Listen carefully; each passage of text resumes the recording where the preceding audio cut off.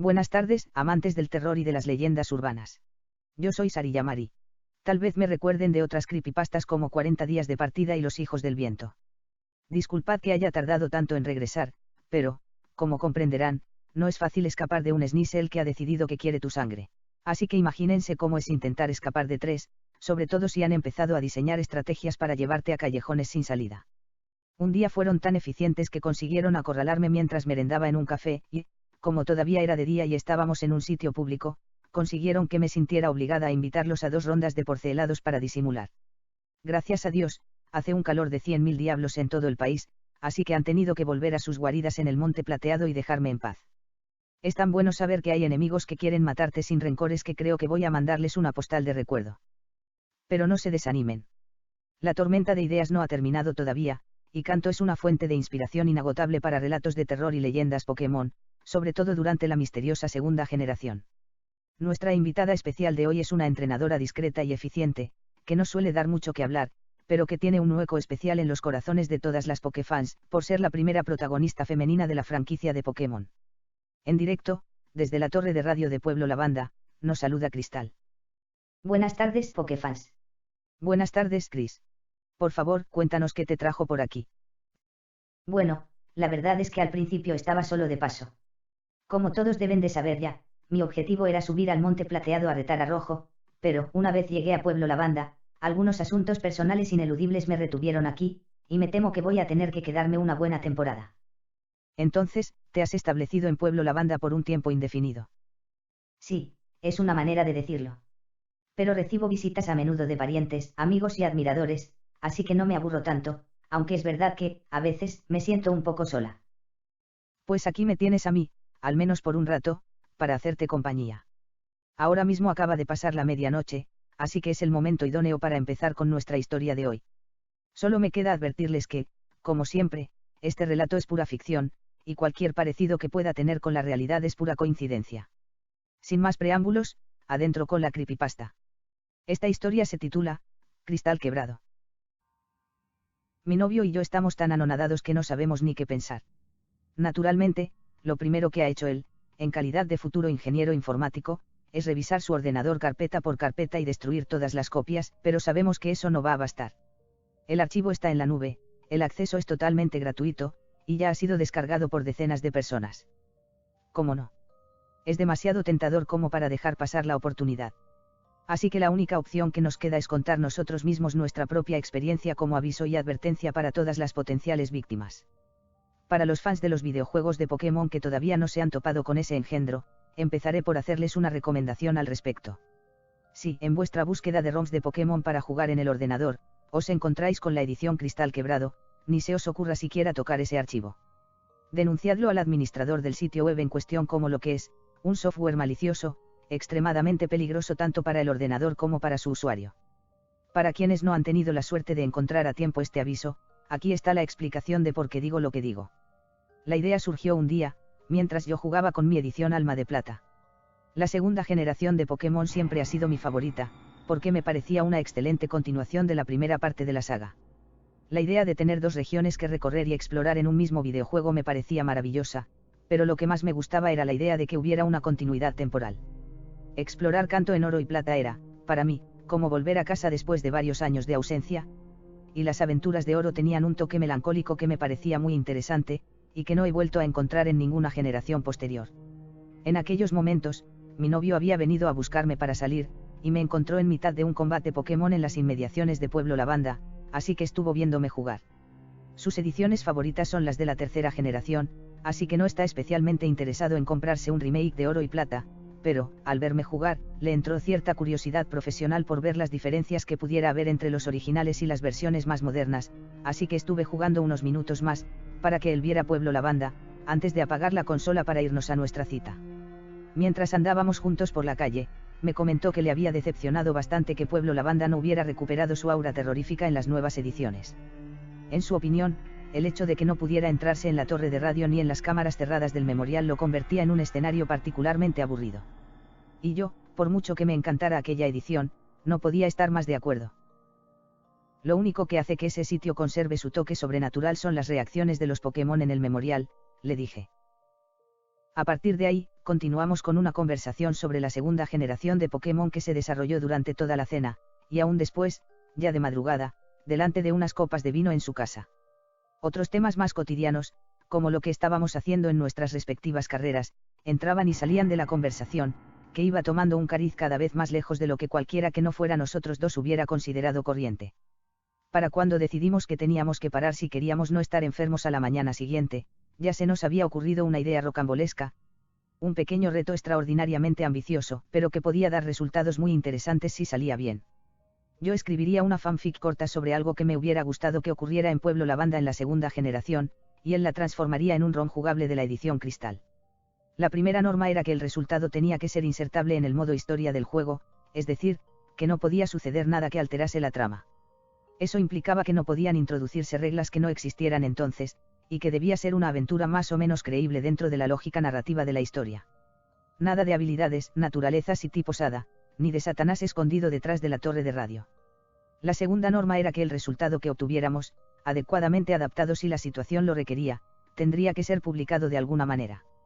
Así que dediqué mis ratos libres a lo largo de los siguientes días y semanas a estrujarme el cerebro, y, al cabo de un tiempo, tenía un pequeño relato en el que la joven campeona de Yoto, Cristal, encontraba la manera de colarse en la torre de radio, y acababa viviendo una fantasmagórica aventura en las catacumbas del memorial.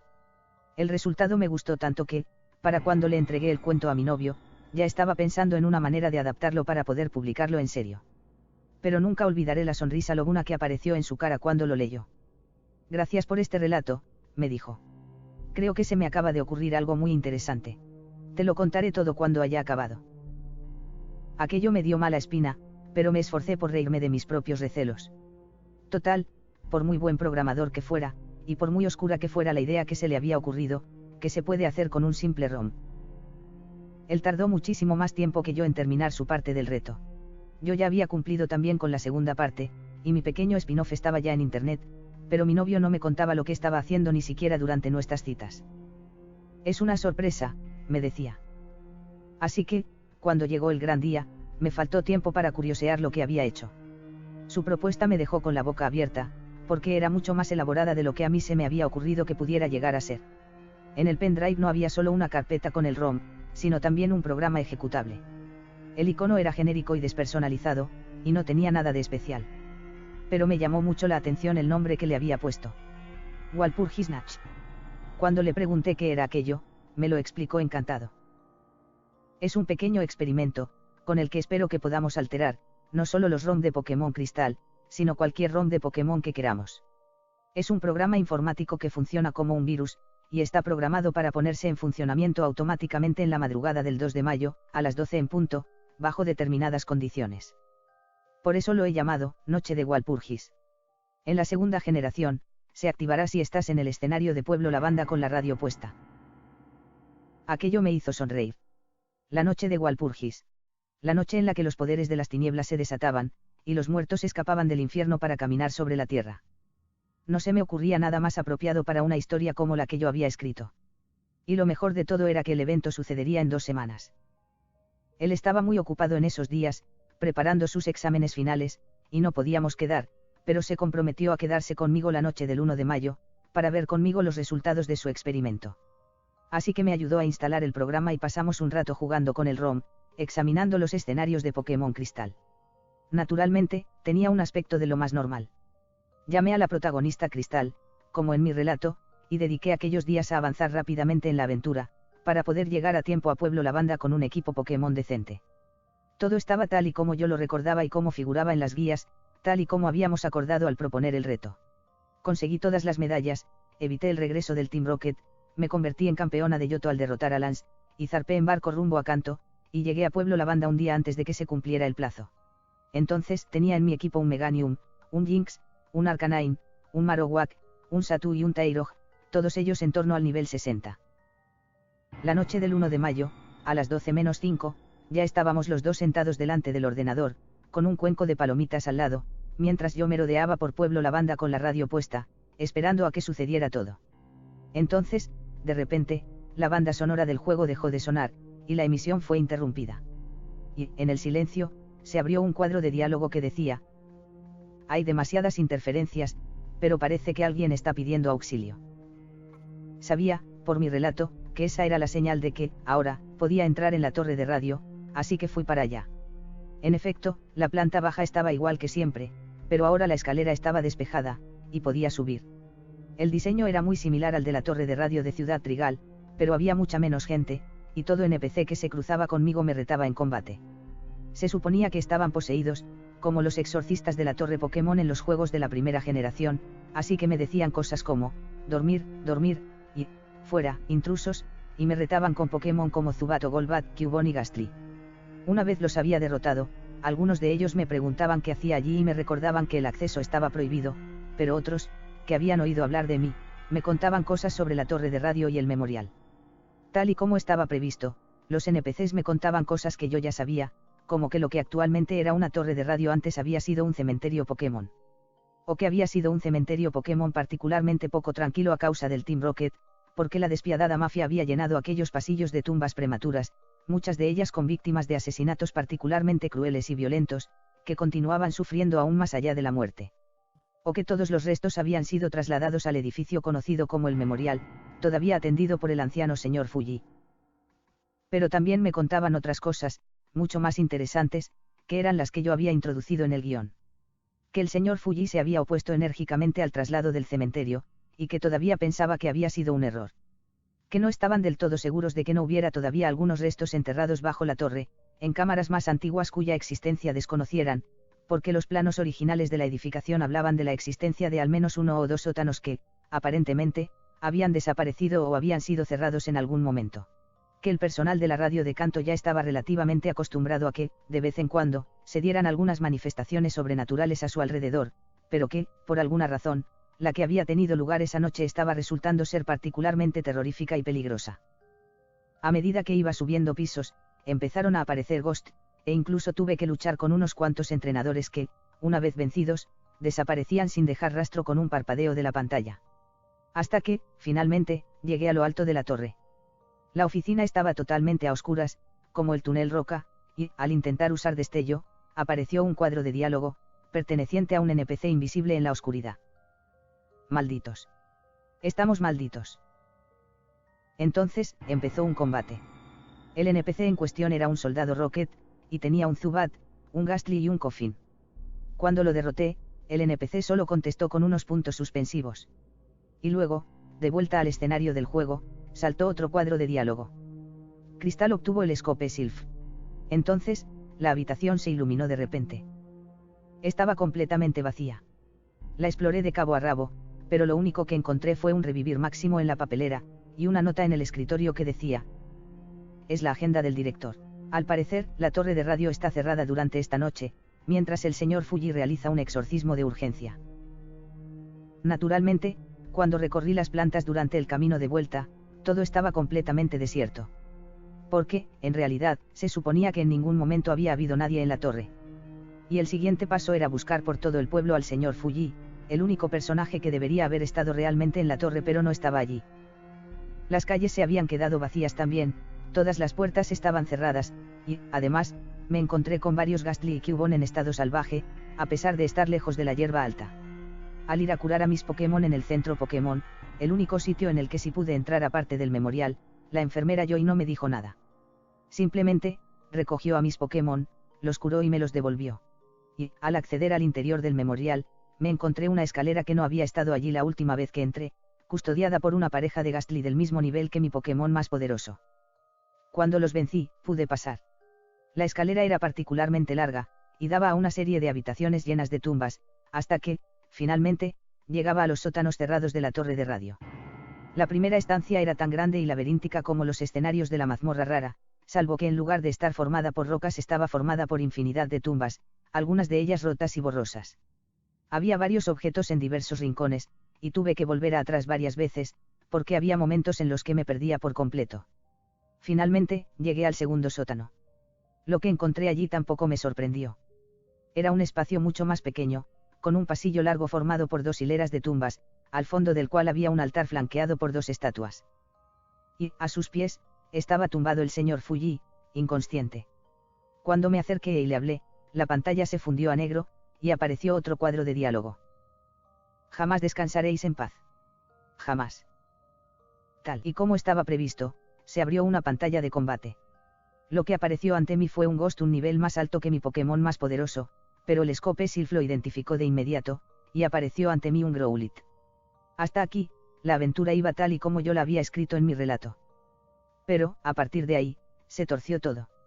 Se suponía que ese Growlithe era el primer Pokémon enterrado en el cementerio, ejerciendo su labor como guardián, y perturbado a causa del desmantelamiento de la torre Pokémon. Debía vencerle en combate para salvar al señor Fuji, y, además, convencerle de que su labor ya no era necesaria, de manera que pudiera descansar en paz. Eso detendría los fenómenos paranormales que se estaban apoderando de todo Pueblo Lavanda. Se suponía que aquel iba a ser un combate normal y corriente, y que acabaría, bien con mi victoria, bien con mi despertar en el centro Pokémon, como el combate contra Marowak en la primera generación. Pero no fue así. Luché contra él con todo lo que me quedaba, pero mis Pokémon ya estaban agotados después del paseo por el laberinto, y no había podido comprar pociones en la tienda, que se había quedado cerrada. Así que perdí, y la pantalla se fundió a negro. No hubo ningún mensaje anunciando que el personaje se había desmayado. Simplemente, aparecí en el centro Pokémon, delante del mostrador de la enfermera Joy. Intenté hablar con ella para ver si curaba a mis Pokémon, pero no me respondió. Fue como intentar hablar con uno de los muebles. Extrañada, miré el menú de mi equipo Pokémon, y lo que vi me dejó completamente de piedra. Solo tenía conmigo a Meganium. Todos los demás habían desaparecido sin dejar rastro. Y su icono tenía los colores invertidos. Extrañada, entré en su menú de características. En lugar de aparecer su icono, apareció un Ghost que tenía el mismo nivel y los mismos ataques. Mi Pokémon estaba muerto. Miré a mi novio, espantada, pero él estaba tan horrorizado como yo. Esto no estaba en mi programa. Me dijo. Tragando saliva, intenté asomarme al ordenador en busca de mis otros Pokémon, pero tampoco respondió. La situación me parecía cada vez más extraña. De hecho, el centro Pokémon en sí mismo tenía un aspecto extraño.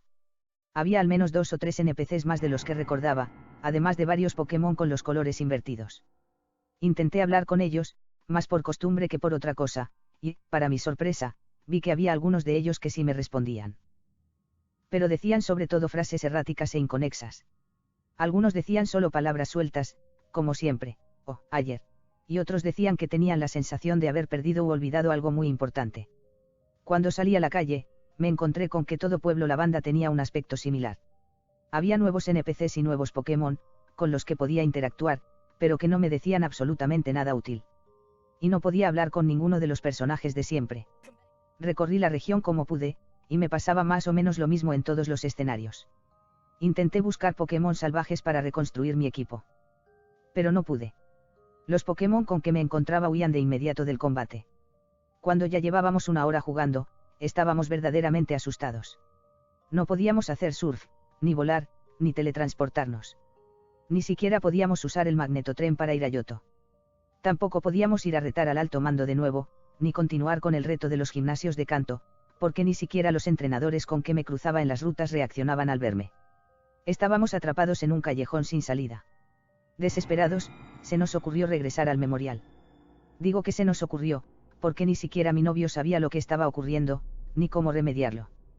Pero confiábamos en que, si regresábamos a los sótanos de la antigua torre Pokémon y volvíamos a enfrentarnos en combate al guardián del cementerio, conseguiríamos que ocurriera algo. Ahora que sabíamos el camino, nos resultó mucho más fácil llegar. Sobre todo porque no nos encontramos ni un solo Pokémon. No tardamos mucho en llegar de nuevo a la sala del altar. El señor Fuji estaba allí, acompañado por un Pokémon con los colores invertidos, junto a una tumba que antes no estaba allí. Intenté hablar con él. Pero no me respondió. Quien sí me respondió cuando hablé con él fue el Pokémon, que emitió un sonido alegre y desapareció con un parpadeo. Entonces apareció un cuadro de diálogo que decía: la misión de Growlithe ha terminado, y su alma descansa en paz. No cambió nada más. El señor Fuji seguía allí, sin dar muestras de haberse percatado de la desaparición del antiguo guardián. Y eso solo podía significar que él no era la razón por la que estaba allí. Era, más bien, como si hubiera venido a visitar aquella tumba. Intrigada, me acerqué y examiné la lápida. Como mucho, esperábamos obtener un objeto. O que no ocurriera nada. Ninguno de los dos esperaba lo que pasó, que nos puso todos los pelos de punta. Un cuadro de diálogo que decía: aquí yace en Cristal, campeona de la Liga Pokémon, y su fiel compañero, Meganium, caídos en el cumplimiento de su deber. Descansen en paz. Aquel era el gran misterio. Cristal había luchado contra el guardián hasta las últimas consecuencias, y Meganium había muerto a su lado. Probablemente, todos sus demás Pokémon habían sido liberados, o estaban al cuidado del señor Fuji. Y, ahora, estaban los dos juntos en el otro plano, junto con decenas y decenas de almas en pena, atrapados en algún lugar entre el mundo de los vivos y el de los muertos. Ocupando el lugar de Growlithe como guardianes del cementerio de Pueblo Lavanda, por toda la eternidad. O, al menos, hasta que encontrasen a alguien que ocupase su lugar. Antes de que pudiera siquiera reaccionar, la pantalla del emulador se apagó sola. Aguantando la respiración, pusimos en marcha el programa de nuevo, esperando poder retomar la partida donde yo la había guardado por última vez, antes de bajar al memorial. Pero se había borrado por completo. La única manera de volver a jugar era empezar de cero con una nueva partida. Y ninguno de los dos quería seguir jugando. Yo me encontraba mal, y mi novio estaba pálido, con los ojos casi desencajados de horror. No necesitaba preguntarle nada para darme cuenta de que lo último que había querido era darle al juego un final como aquel, que la situación se le había escapado por completo de las manos. Jamás se nos había pasado por la cabeza, a ninguno de los dos, que aquel virus pudiera acabar alterando el programa de un videojuego hasta ese punto. Pero era evidente que nos habíamos equivocado. No obstante, yo todavía pensaba que no tenía por qué ser un problema. Lo único que teníamos que hacer era destruir el virus. Hasta que mi novio consiguió recuperar el habla y, casi llorando, me contó que había guardado una copia en la nube por si algo salía mal. Hasta yo sabía lo que significaba eso. Nuestro inofensivo reto había creado un monstruo. Y, ahora, estaba suelto. Cuando conseguimos destruir todas las copias que teníamos, ya se habían producido cientos de descargas del programa infectado. Por lo tanto, hemos perdido por completo el control del virus. Lo único que podemos hacer ahora mismo es publicar esta advertencia, para evitar que cause daños serios de verdad. Aunque nosotros nos referimos a él como edición Cristal Quebrado, en realidad el virus de Walpurgis está diseñado para adaptarse a cualquier videojuego de Pokémon. Aprovechará las más pequeñas lagunas de programación para introducir nuevos datos en el juego, y alterará la historia de maneras oscuras e insospechadas. No sabemos lo que puede provocar en cada una de las ediciones, porque no nos hemos atrevido a comprobarlo. Tampoco sabemos en qué condiciones se puede activar. Solo sabemos que el virus se pone en marcha en las inmediaciones de los cementerios Pokémon durante la noche de Walpurgis, es decir, en la medianoche del día 1 al 2 de mayo. Y que, desde el momento en que se pone en marcha, ya no tiene vuelta atrás. Por favor, reportad y destruid cualquier copia del virus de Walpurgis que os encontréis por casualidad, o que llegue a vuestro correo o vuestro ordenador de cualquier manera posible. Y, por tentador que pueda parecer, no la instaléis en ningún dispositivo que contenga un ROM de Pokémon. No cometáis el mismo error que nosotros. Hasta aquí la creepypasta de hoy, Pokéfans. Por favor, comenten sin miedo. Ya saben que, en esta casa, una crítica constructiva siempre es bien recibida. Ahora, dejemos que Cristal nos hable un poco de sus experiencias personales en Pueblo Lavanda. Antes de nada, me gustaría darte las gracias. No he hablado directamente con otro ser vivo desde hace meses. No hay de qué. Supongo que no es fácil para un espíritu aventurero tener que quedarse durante mucho tiempo seguido en el mismo lugar. Pero también espero que tu estancia en Pueblo Lavanda esté procurándote una experiencia enriquecedora, a su manera. No deja de ser un interesante foco de actividad paranormal. En realidad, es bastante aburrido. Los lavandreses son muy respetuosos, y el Team Rocket está acabado, así que no tengo mucho que hacer. Aún así, me tengo que quedar hasta que encuentre un sustituto para mi puesto actual de guardiana. ¿Tu puesto actual? Creía que habías tenido que demorar tu viaje por motivos personales. Desde luego, la muerte es un asunto de lo más personal. Pero lo de ser guardiana del cementerio no deja de ser un trabajo. Bueno, parece ser que la famosa mano blanca ha vuelto a aparecer por el cementerio, y ha reventado varios funerales a saber por qué motivo, así que tengo que volver al tajo. No te haces una idea de lo difícil que es negociar con un apéndice suelto que tiene vida y voluntad propias. Ni siquiera puedes estar segura de si realmente te está escuchando o no. ¿Qué pasa, autora? Ah, claro. Supongo que debería haberte dicho antes que estaba muerta. Lo siento. Bueno, Pokéfans. Lo dicho. Gracias por escuchar nuestra historia. Y recuerden la moraleja, nunca se fíen de un virus informático. Hasta otro día. Pokéfans, que alguien me diga si todavía estoy despierta. Por favor. Gracias, Meganium, eres un sol. Creo que el calor me está sentando mal. Necesito irme a dormir a alguna parte donde haya mucha tranquilidad. Y agua. Bien lejos de cualquier cementerio. En fin, Pokefans. Nos vemos en la próxima creepypasta. Buenas noches a todos.